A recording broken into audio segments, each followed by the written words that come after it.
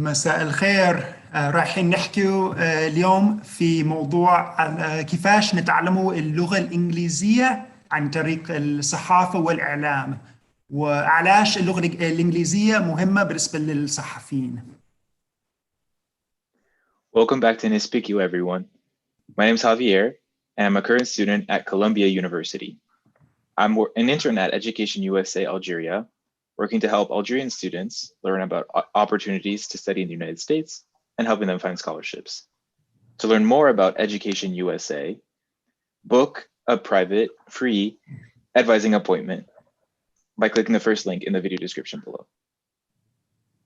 دونك أي جزائري يحب يحضر مجانا لحصة استشارة تحكي على كيفاش تروح تقرأ في الأمريكان، كيفاش تخير الجامعة اللي تناسبك، كيفاش تلقى المنح الدراسية. دير طلع على الرابط اللي في الصندوق الوصف تاع الفيديو. We also have some important news for Algerians who want to study in the United States. The SAT exam, which is the standard college entrance exam accepted by most American universities, will now be available for Algerian students. It will be offered at SLM Center starting early next year. For more details, click the second link. ستدير المركز الأول اللي يقدم اختبار SAT تطور بزاف مهم، على خاطر هذا الاختبار مطلوب باش يقبلوك في العديد من الجامعات الأمريكية وعلى مستوى الليسانس، وسورتو الجامعات اللي هي الأكثر تنافسية. So thank you everyone for joining us on Nespeakiw. Click the big red button below to subscribe if you want to see more of this. Today, our very special guest is the Algerian journalist Hadjer Bioud, who used to be a presenter for Ennahar TV and now works for Al-Sharq in Dubai, which is the brand new pan-Arab channel that just launched last week. So they just started last week. Hadjer, welcome to the show. Hi, Khaled. Hello, everyone. Thank you very much for having me on the Nespeakiw show. It's a great pleasure for me. Of course, I'm so happy to see you again, Khaled. And nice to meet you, Javier. How are you doing? Thanks. Good. So tell me, so you guys have Ennahar in Algeria, and then Ennahar as well is the biggest newspaper in Lebanon, if I'm not mistaken. And then you have Al-Fajr in Abu Dhabi and Al-Fajr in Egypt. Why don't you have different names for the media outlets? You don't have to name them all after times of day, I guess. Good point, Khaled. But don't you think that it is really confusing to make the difference also between the Washington Post and the Washington Times and also the New York Times and New York Post? Yeah, touche. You have a good point. Hadjer, it's nice to have you on as a guest on my show. It looks like the tables have turned. Javier, do you mind explaining that expression in American English? Sure. The tables have turned is an expression in English, which pretty much means that the situation has changed. In other words, the one person who was at an advantage is now at a disadvantage, and vice versa. The one person who was at a disadvantage is now at an advantage. That's perfect. That sums it up. I think, if I'm not mistaken, I think the closest equivalent in Arabic is Subhanallah Mughayr al-Ahwal, which is not exactly the same, but it's very close in meaning. Javier, I know you've studied some Arabic. Do you know that expression? Subhanallah Mughayr al-Ahwal. أنا لم أدرس هذه العبارة من قبل، لكنني فهمتها الآن. Oh, Javier, your Arabic is excellent, really. And for you, Khaled, you use an expression, the tables have turned.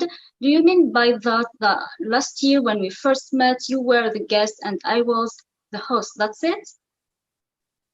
Yeah, exactly. So I was on Ennahar TV with, we had a guest from the book fair back in November 2019.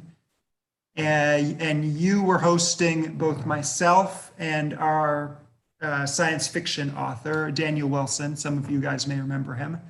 And you were both having a discussion with me in Arabic, and at the same time, you would then turn and ask a question to the author in English, and then translate into Arabic for the audience. And I thought it was very impressive, because I'm sure it's not easy to be the presenter and also the consecutive interpreter, because it's two separate and difficult jobs at once at the same time, and requires a very high level of English.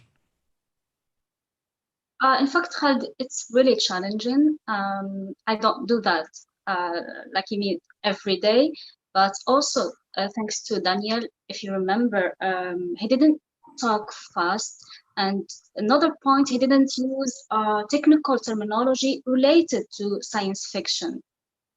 Yeah, I can't even imagine what that would have been like, because people who are really into science fiction, or who are big fans of science fiction and technology, they sometimes have their own language, even when they're speaking in English. So like I might not understand them. But our author, Daniel Wilson, I thought he was really great, because even though he has a PhD in robotics, he knows how to explain something for those of us that do not have a doctorate in robotics. In other words, to dumb it down and make it simpler for us. For those of you who are just joining us, our subject today is journalism and English, why English is an important skill for journalists, and how following the media and the press can help you improve your English. So Hadjer, what are your thoughts on this? How has English made a difference in your career as a journalist? This is a very important point, Khaled. In fact, journalism helps me a lot in my career, and even I learned English from journalism. I remember this from young age. I was a big fan of Oprah Winfrey, and I didn't think, as much as I can remember, I didn't miss her shows during that period. And even now, I just was looking to her interview with the former American President Barack Obama about his last book.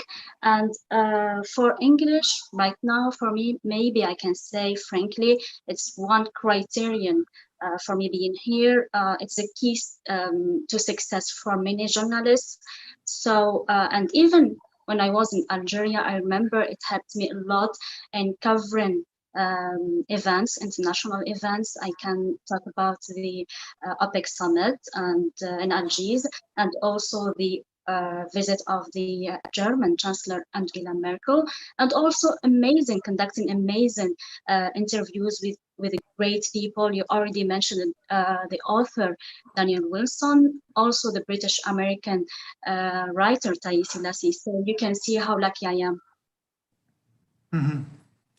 بصح راكي دوكا في دبي بين اللي تسحقي اللغة الإنجليزية طول الوقت ما حتى باش تقولي باغ اكزامبل التاكسي وين يروح ولا باش تكوموندي ماكلة في المطعم. But what about for the journalists in Algeria? الصحفيين اللي هنا في الجزائر زعما يسحقوا اللغة الإنجليزية ولا لا؟ بداية أريد أن أشكرك خالد أنك طرحت السؤال باللغة العربية، لأني أريد أن تصل الفكرة جيدا لزملائي من الصحفيين، وحتى بالنسبة لطلبة الإعلام لديهم مهارات كثيرة، وربما اللغة أحيانا قد تصعب مهمتهم للوصول إلى هدف معين. اللغة الإنجليزية قد تفيد الصحفي حتى وهو في الجزائر، كما ذكرت منذ قليل تجربتي. أولاً نتحدث عن مصادر الخبر. اليوم ربما ليست لدي إحصاءات دقيقة، لكن أكثر من 80% من المعلومات التي تصلنا من الوكالات وحتى وسائل الإعلام الأخرى مصدرها أو تأتي باللغة الإنجليزية. نقطة ثانية ومهمة تتعلق بوسائل التواصل الاجتماعي اليوم كمصدر للخبر، وأركز على تويتر. ونتذكر مع بعض كيف عرف العالم والإعلام بخبر فوز الرئيس الأمريكي المنتخب جو بايدن، وهذا عبر تغريدة فقط لقناة أمريكية. هذه النقطة. النقطة الأخرى التي يمكن أن يستفيد منها الصحفي الجزائري، وهو في الجزائر إمكانية القيام بمقابلات مهمة مع دبلوماسيين أو شخصيات تتحدث اللغة الإنجليزية، إضافة إلى تغطية أحداث دولية سواء في الجزائر أو خارجها.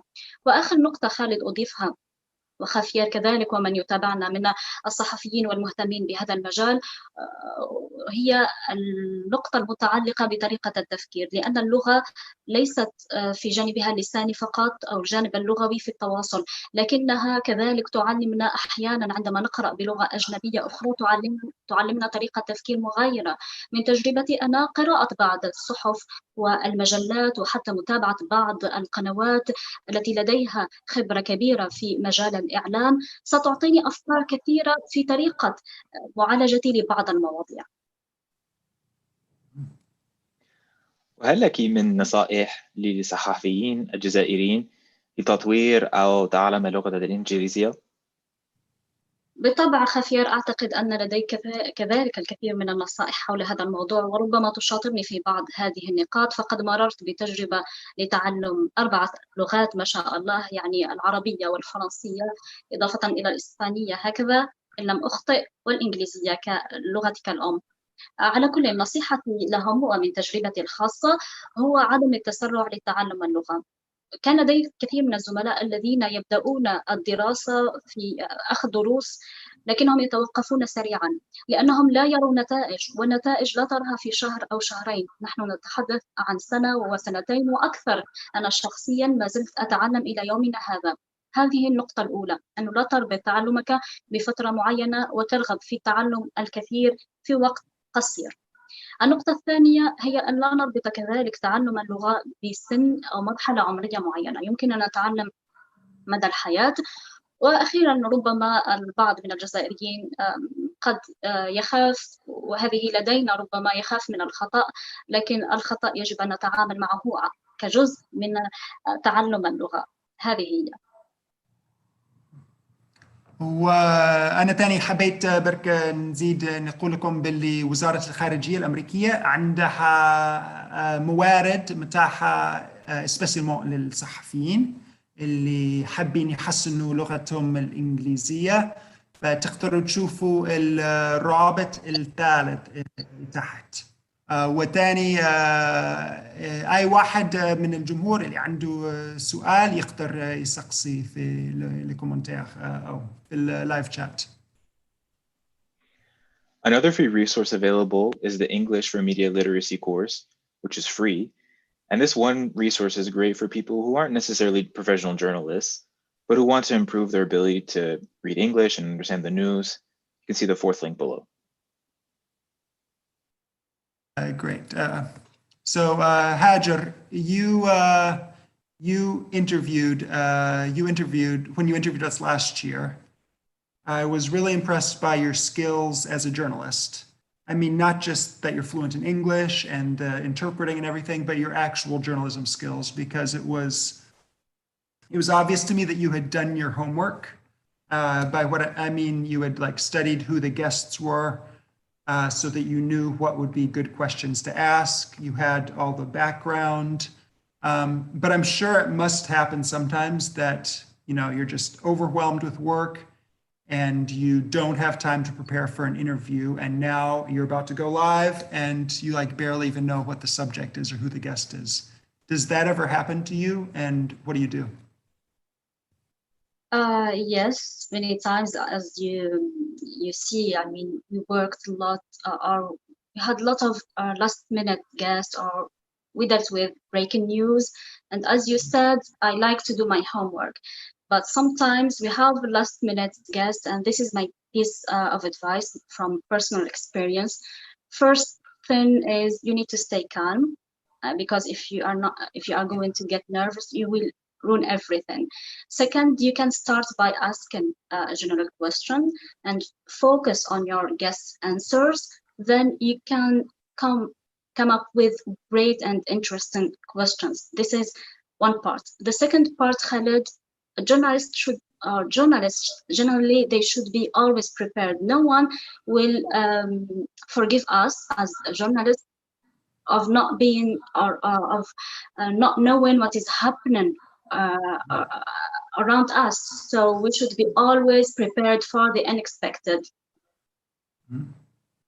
Yeah, that's a really good point. So we're going to start taking some questions now. And so from the audience, our first question is going to be from Nahla, who asks, how did you end up? So it's more of a personal, professional question. And we'll be asking these questions in the same language that you're asking them. So if you want a response in Arabic, ask in Arabic. And if you want in English, ask in English. So Nahla asks you, how did you come to work in Dubai?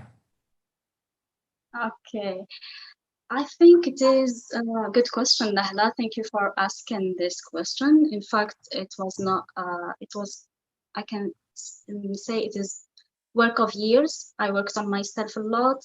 I followed what is happening in media. So when I heard that this channel is going to open soon, so I just do what all journalists do and looked for this, and I just sent my CV, and that's it. Here I am. Okay, great. Now we have another question from Abdul Qadir, who asks, what do you think Algerian channels or media outlets need to be more professional? He says to be professional like the others, but I mean, so I guess what is your appraisal of the professionalism of Algerian outlets? I mean, obviously they're very good aspects, but maybe Abdul Qadir wants to hear both sides of the story from you. Okay, thank you, Abdul Qadir. This is a very interesting question too. I think we have a lot of professional people in Algeria.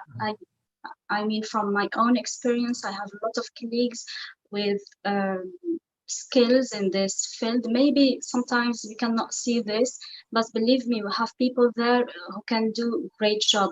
And if you are going to talk about news channels, I think we don't have we are talking about like 10 years of experience for the private sector, so it's so soon to evaluate the whole situation. But if we are going to go to newspapers, we have really very good people who are working there. We have, and you know already, I don't want to mention any newspaper in particular, but we have very professional people, and you can see that a lot of journalists are working abroad, and I mean from Algeria, and they went abroad because they have lots of skills. Okay, great. Thank you for that answer, Hadjer. Now we have a broader question from Walid Miftahi, who asks, what is the importance of journalism in the world? So, I mean, I know you sort of addressed this a little bit earlier on when you were talking about the U.S. elections and whatnot, but if you want to answer that, go for it. Okay, I think the idea that everyone has about journalism is talking about revealing the truth about a lot of topics, politics or economy or any other field. But I think what we should do, like journalists, our aim is to do something that can help the humanity. You can see, Khalid, and for the viewers also, what is happening right now with this pandemic, and you can see the role of media in raising awareness. This is a very good point, how you can change the life of many people around the world. Great. There's another question related to your career as a journalist, and I guess your move to Dubai. The question is from Lam Cam, who says, in Dubai or in the USA, do they need French-speaking people? Since we Algerians can speak at least 3 languages, does that make you advantageous? Is it an advantage for you? Very good point. In fact, we thought that when you go outside Algeria, you will not use French, and all what you are going to use is English. True, but French is important too. This is from my own experience. Any language is important. So I don't want them to ignore the importance of French as a language. Yeah, and speaking for the US, I would say it's rarely going to be a central requirement of a job in journalism that you know French, unless you're, a reporter covering West Africa or an international correspondent or based in Paris or something. But it's always an advantage because you never know when you might have to interview some expert or a political leader who prefers to do their interview in French. So, it's spoken by, hundreds of million people. So it's always an advantage. But in the US, it would rarely be a specific requirement. Javier, do you want to jump in on this? Because your French is much better than mine, so. Yeah, absolutely. From an educational perspective, French was very, very central to my academic experience. So I studied for 2 years in France, and there, being able to speak both French and being able to read a variety of texts and watch a variety of videos and watch movies, it's been so helpful. And I mean, the same thing goes for English. I think both are very useful wherever you go, and it's helped me tremendously. Great. Now we have an interesting question from Hisham, who asks, Hadjer, what do you think about opening up an English-speaking channel in Algeria, since we have all this potential when it comes to English? Do you think it's possible that there will be an English-speaking television channel in Algeria? I think it is possible because we have already a lot of people who are interested to learn English, and we can see from their comments, they are commenting, they are all Algerians and they use very good English. So the future, maybe right now it's a little bit hard, but like in 10 years, or I can definitely say yes. Yeah, from my experience, it seems to be very generational. Like it seems like younger Algerians tend to always have at least some grasp of English, and generally, if they're college students, they can at least get by in English, and sometimes they're as fluent as Javier, Hadjer, and I are. But then it's among the middle-aged and older Algerians, that's where the English gets a lot spottier. So maybe with time there will be more of an audience for an English language channel in Algeria. Okay, now Javier, feel free to jump in with the questions anytime you see a good one if you want. Sure, I'll take a question from Yusuf, who asks, what criteria, so this is to Hadjer, what criteria do you consider when picking a subject to talk about? And what are the easiest subjects for you to handle?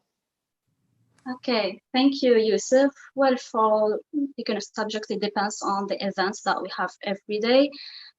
For me, right now, I like to work on a lot of topics, different topics, politics, the international, what is happening, like international events. This is very important, and I don't prefer a topic.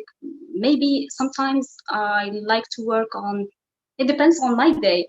Sometimes I like to work on health issues, something that people can learn from some stories, social stories, etc. But basically, I work more on international events. That's it. Great. Now we've got another question from Hussam, who says, my question is, why is audiovisual journalism restricted to the capital in Algeria? And why is English not that useful or widely used in Algerian news channels?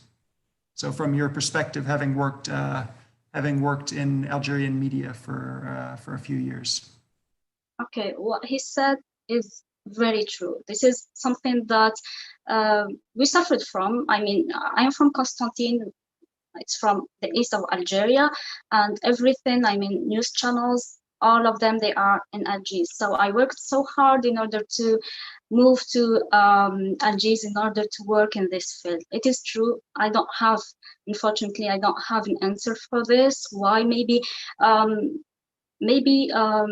people should invest, in local media and thinking about opening news channel, but it is about the benefits, financially speaking, how they are going to benefit from this. This is the problem. That's why you can see everything in Algiers. This is the first part of the question. The second one, can you remind me, Khaled, about it, about English in news channels? You have already explained this, Khaled. Media is about the audience. The audience is in Algeria. We can, frankly, it's whether Arabic or French. So it depends on the audience. That's why you cannot find a lot of, we don't have even a news channel in English, but let's not ignore that we have some private channels with an experience of some news summaries from time to time for like 10 minutes to 15 minutes. We have also the department or the international department at the Algerian National Radio. They are doing a great job. Great. Now we have a question from Mi Quinto, who asks, how do you build up credibility in journalism? So as a journalist, how do you, I don't know if the question is more like as a journalist personally or as a media outlet, as a news channel. How do you build up credibility? If he's talking about, a news channel or like for journalists, this is a very good question. I think you need to be true to your audience, to give them the right information. And we cannot, if you are going to make a mistake, just give your apologies. That's it. Even in media, sometimes we may deliver something wrong, so we need to work on our image. And I think this is very basic, to give the right information. We have another question from Hisham, who asks, Hadjer, what are the resources that really helped you become as professional as you are today? I think the key to any success in any field is to work hard. That's it. For media, for instance, I used to follow the news from a young age, and it was not the best period in Algeria. As you know, we had this, during the 90s, the events of the 90s, but during that period, I used to watch the news and follow them. And I always worked on myself when it comes to, for instance, language. We know that Arabic is very important, so you need to work on it. Even when I started my work at Ennahar, I tried to work hard on my Arabic articulation, my everything.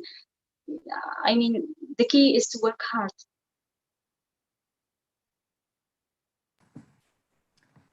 Great. We just have a couple minutes left. We can take one last question, but before we do that, I wanted to put the two of you on the spot, Hadjer and Javier. So we're going to do a role play. Hadjer, you're a journalist interviewing Javier about his experience as a young American who has traveled around the world. So Javier grew up speaking both Spanish and English, and then he lived for 2 years in France as part of his university studies. He did a joint degree between France and the US. And he also studied Arabic in Morocco. So you've got maybe 3 minutes, and go. Okay, Javier, since you are young and you know a lot of languages, as you said, like 4, my question for you is your experience in learning a language. Maybe you can give some advice for Algerians, especially when it comes to dealing with mistakes. When we start learning a language, we will make a lot of mistakes. How did you did you deal with this point? Thanks for your question, Shad. It's a really great question because no one learns how to speak any language without making mistakes. We have this, sometimes this idea that, we have to speak purely when we're learning a new language, and that there's no room to make mistakes. And that's not been my experience at all. In fact, I learn languages by making mistakes. I recall a time when I was learning French. I would base a lot of that on my experience with Spanish. And I remember with one word in Spanish, beca is scholarship, but in French it's bourse. And me, I was kind of mixing between the two languages, and I created a new word called bursa. And, I obviously, that made some people laugh and everything. And yeah, I mean, there's a moment where it becomes awkward and people laugh at you, but it's through these mistakes that you really get to learn the language the best. Yeah, actually, I want to jump in there. I mean, I know you're interviewing him, but but yeah, you have to accept the fact that you make mistakes. For instance, we just did a video last week on our Facebook page where we invited people to make fun of us, to upload their own videos in the comments, making fun of us. And of course, everyone was just ridiculing Salman nonstop. But I was begging people to try to do something about me, but it didn't happen. But anyways, I'm sure Salman learned something from that, right? He's staying silent. He's just the technical host, but I know he's there. I'll let you guys continue.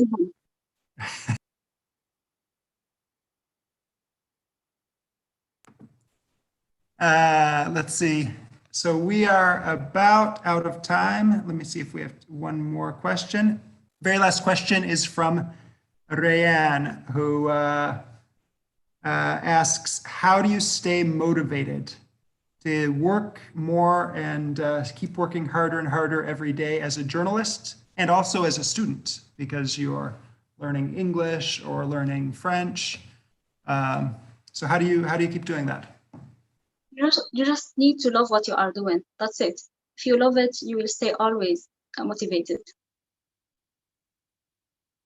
Yeah, it's simple but true. But yeah, if you're in a job that you're passionate about, that goes a long ways. And generally, it seems like at least the journalists I meet here in Algeria are very passionate about their jobs. They're not. Generally, they're not in it for the money. I think they're in it because they love journalism as a profession, and really believe in the values and the worth that journalism gives to society.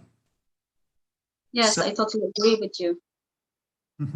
Yeah, so I think that's all the time we have for today, because Hadjer has a busy schedule and she is in the middle of helping launch her brand new Pan-Arab channel, Al-Sharq, where she is a reporter now in Dubai.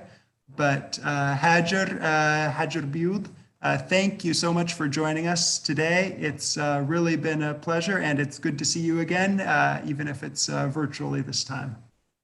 Thank you, Khaled. It was my pleasure. Thank you for everyone, and for Khafia too. And thanks to our great audience for all your good questions. And Javier, thanks for being interviewed there at the last second. Thank you, Khaled, and thank you, Hadjer. Thank you. Okay, we'll see you guys. We'll see you guys on our next live. We have a live actually tomorrow at 6 p.m. So 24 hours from now, roughly. We will be talking about entrepreneurship and the television show Andi Hulm with Andrew Farrand. So thank you everyone for joining us, and don't forget to subscribe below.